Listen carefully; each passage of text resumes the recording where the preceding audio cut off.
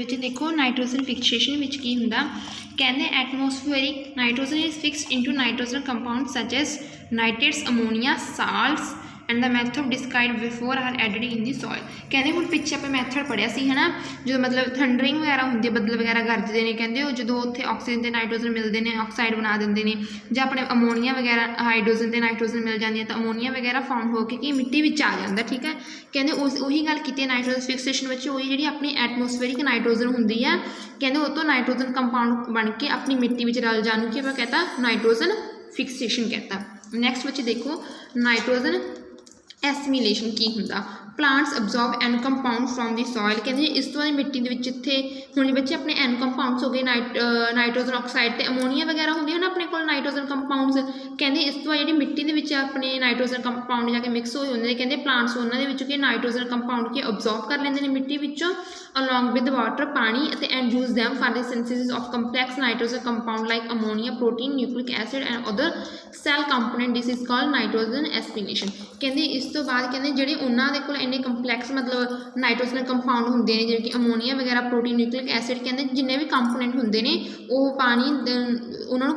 आपके अंदर लै लैंदे कहते उन्होंने की यूज़ करते हैं इस प्रोसैस में बच्चे आप कहता नाइट्रोजन एसिमिलेशन कहता है। नैक्सट बच्चे है अपना अमोनीफिकेशन की चीज़ है after the death of plants कहते जो पौधे वगैरह मतलब कि उनकी जी लिविंग एज होंगी खत्म हो जाती है animals and human being some bacteria and fungi decomposed complex nitrous compound of dead bodies into simple compound कहते जो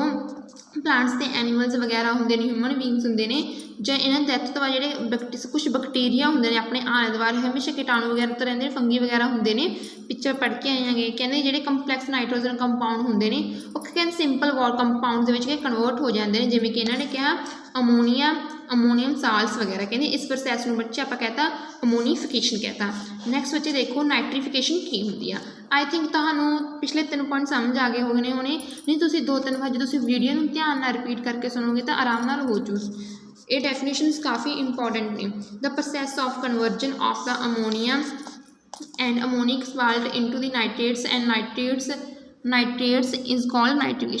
नाइट्रीफिकेशन कहते इस तो जो अपने को सिंपल कंपाउंड नाइट्रोजन के आ जाते हैं अमोनीफिकेशन में पढ़ के होने जो अमोनीया साल्ट्स वगैरह अमोनीयम साल्ट्स वगैरह कहते आप इन्हों कन्वर्ट करते नाइट्रेट्स वगैरह या नाइट्रेट्स के कहते आप कहते नाइट्रीफिकेशन कह दें अमोनीया और its salt are firstly converted into nitrates कहते अमोनीया तो ये नमक वगैरह सॉरी बच्चे जो अमोनीया गए ਜਾਂ ਇਹਦੇ ਜਿਹੜੇ मतलब साल्ट्स वगैरह होंगे ने ठीक है कहते इन्हों इस तो बाद कि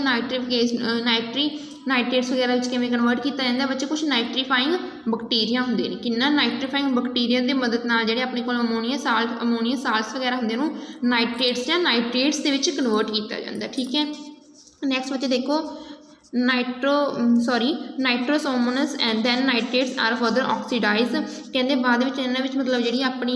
इस अपने को देखो जी कि कन्वर्ट होकर आ गए नाइट्रेट्स या नाइट्रेट्स के कन्वर्ट होकर आ गए कहते हुण अपने जो कन्वर्ट हो गया अपने एयर के ऑक्सीजन होंगी कहते फिर जो ऑक्सीजन रिएक्ट करते हैं कहते इस तो बाद बैक्टीरिया की प्रेजेंस के तो वो की फॉर्म कर देंगे ने नाइट्रोसोमनस फॉर्म कर देंगे ने कि बैक्टीरिया नाइट्रोवैक्टर ठीक है bacteria nitrates are soluble in water कहते जो नाइट्रेट्स वगैरह बन जाते हैं कहते कि पानी के घुलणयोग होंगे ने जो कि फिर कि पौदों के चल जाते हैं। नैक्सट बच्चे है अपने को डेंट्रीफिकेशन ठीक है there is another group of bacteria कहते ग्रुप है होर बैक्टीरिया का जिन्होंने आप कह सकते हैं सॉरी फैजिडू एक मिनट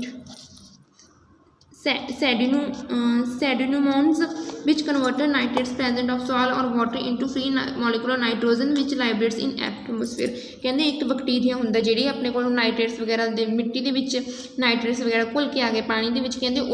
उस नाइट्रेट्स की जी अपनी हवा के नाइट्रोजन होंगे कहते उन्होंने वापस वो अपनी एटमोसफेरिक नाइट्रोजन बच्चे की कन्वर्ट कर देंगे कहते इस प्रोसैस में आप कहने हैं इस process of change of nitrates into nitrogen कहते इस प्रोसैस में जो नाइट्रेट्स तो वापस अपनी एटमोसफेरिक नाइट्रोजन बना दे इनू बच्चे आप डेंट्रीफिकेशन कहने हैं। नैक्सट बच्चे अपने को है fossil fuel burning of fossil fuel nitrogen oxide कहते अपने नाइट्रोजन ऑक्साइड बने थे जोड़े अपने को ठीक है कहते जो आप इन्होंने जलाने गैसेस की फॉर्म में कहते रिलीज़ करते हैं रिलीज इनटू द एटमोसफेयर। कहते by the burning of fossil fuel nitrogen oxide in gases form release into atmosphere. कहते जो अपन फॉसल फ्यूल वगैरह बचाने तो कहते इन्होंने विचों की आ नाइट्रोजन ऑक्साइड वगैरह हवा के रिलीज हो जाते हैं। नैक्सट बच्चे आ डायग्राम है थोड़ी जी कॉम्प्लीकेटेड। देखो ठंडरिंग हुई है ना, सो दसा सी ठंडरिंग हुई,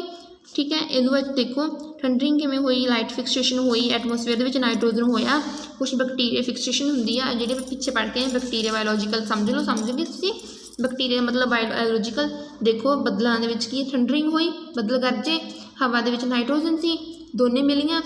मिल के बरखा हुई, वो कि अपनी जी मैं तुहानूं कहा सी पिछे की बन के आउंदे हुंदे ने।